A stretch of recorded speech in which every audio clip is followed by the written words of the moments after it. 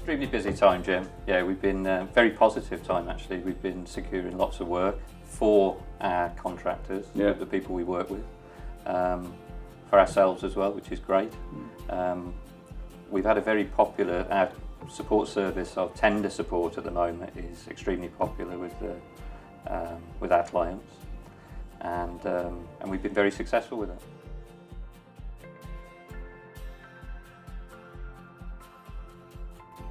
Well, a lot of people have come to us, they're desperate to get on frameworks or they're desperate to get in with certain clients, and so they come to us, we have a look at their business and look at their previous submissions, and then what we do then, we change the way that they do their tenders and attack the questions very specifically, and then once that is done, because we've got the experience, we've got loads of people who've worked in social housing or major commercial contracts. Depending on what kind of contract it is, we're able to bring that expertise to put in the tender submission together. We've done a lot of work in the background on how we support clientele, and we've developed some very robust systems. And it's given us a strike rate of 4 in 5. So it's an exceptional strike rate. We work very closely with the client because it's very important we understand their business and what we're writing on their behalf, what we're submitting. And I think that's where the success has stemmed from. One company, for example, we've managed to double their turnover within 1 year. And that's been a real coup for us.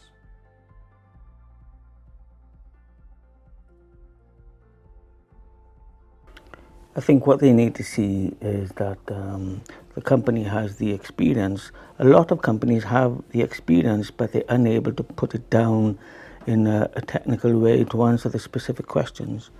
They also want to see what systems they have, what case studies they have, and things like that.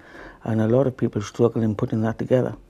So that's why we go in, we sit down, we understand the company, and then we format that to suit the actual tender rather than put in generic answers, which is where people fall down all the time. And we answer the questions specifically, and one tender we had recently, we actually had 100% score, came absolutely top. So, and because a lot of the tenders are 60-40 or 50-50 with quality and price, hitting the quality scores almost ensures that if their price is reasonable, then they win the job. And that's what's happened with this company that Andrew mentioned has doubled their turnover.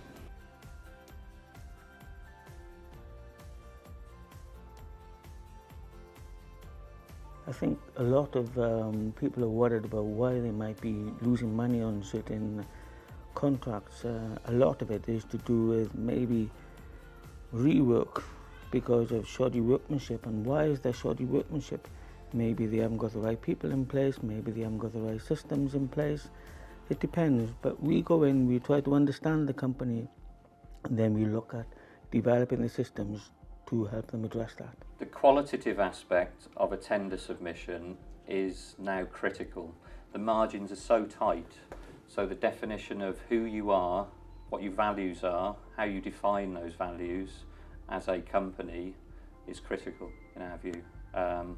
If you can demonstrate that within your qualitative submission, although the cost is very important clearly, I think it sets you aside, and I think that will help you secure work. So I think by undertaking these steps with us, we can demonstrate that cost isn't king necessarily, and value is.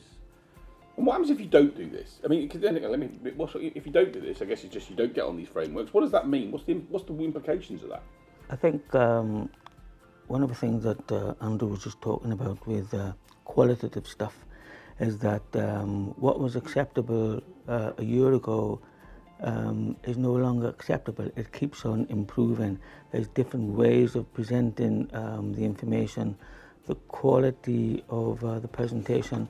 There's a lot more digital, electronic ways of presenting the information, and you've got to keep moving with the times.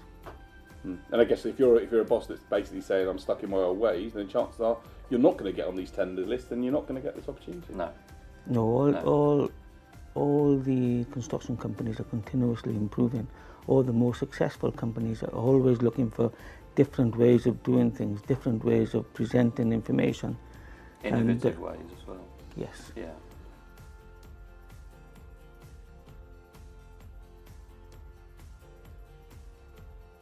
The key thing that distinguishes a successful contractor from an unsuccessful one is engagement.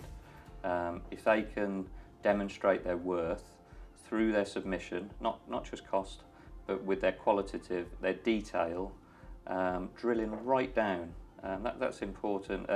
Ian does something called buzzword bingo. He identifies the words within the document, and we form our responses around those buzzwords relative to that company. And it's been so successful, I have to say. Basically, a lot of companies, they are excellent companies, but they're unable to demonstrate that in the required way because there's so much competition these days, and you have to elevate yourself from being in the large pile into the small pile, and the way that you're going to do that is with increasing the quality of your quality submissions. Okay, and it's a great point. And obviously, as you know, I was involved in UNF4, not a massive project, but a 400 grand project for a community organisation. Well, it's essential to have the correct policies, procedures and systems in place, first and foremost. But it's not just having them in place, it's implementing them. That's the critical implementation, without a question. So it's critical that the company, from top to bottom, it's a culture throughout one of the things we do actually is behavioural training. So it demonstrates the inclusion of the man at the top right to the man at the bottom, which I think is imperative within an organisation. We can assist companies with doing that as well. I think Andrew mentioned earlier about culture, and it's culture and corporate image, and they go hand in hand, because you walk past some of the sites and as you can see, some of them you can see straight away that's not a very well organised site, and clients don't wish to be associated with such companies. But culture and corporate image starts from the very top, and it has to be cascaded down, right down to the T-boy on the site.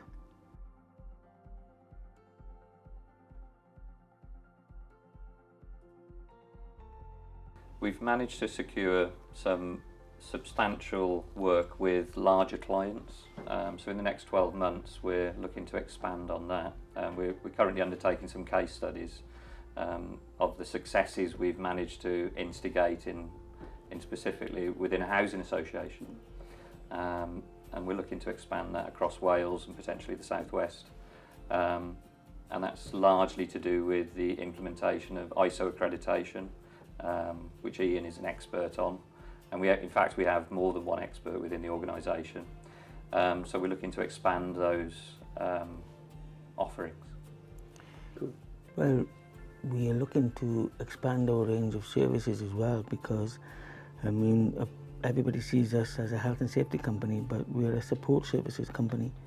We actually provide a lot more services to people, like principal design, business management systems, environmental. We do the O&M manuals, health and safety files, which lots of companies hate doing. We take all that stress and pressure off them. So we are a support services company rather than a health and safety company.